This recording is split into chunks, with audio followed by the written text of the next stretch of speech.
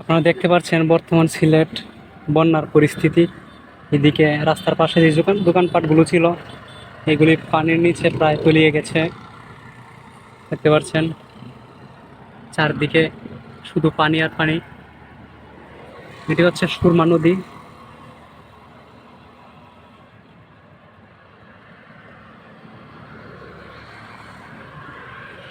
সুরমা নদীতে দেখতে পাচ্ছেন কি পরিমাণ পানি হয়েছে।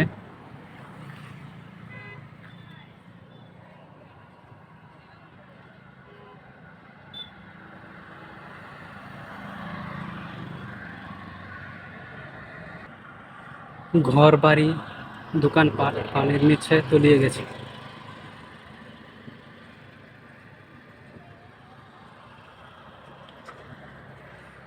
আমি এদিকে ব্রিজের উপর থেকে ভিডিওটি করছিলাম। এদিকে দেখতে পাচ্ছেন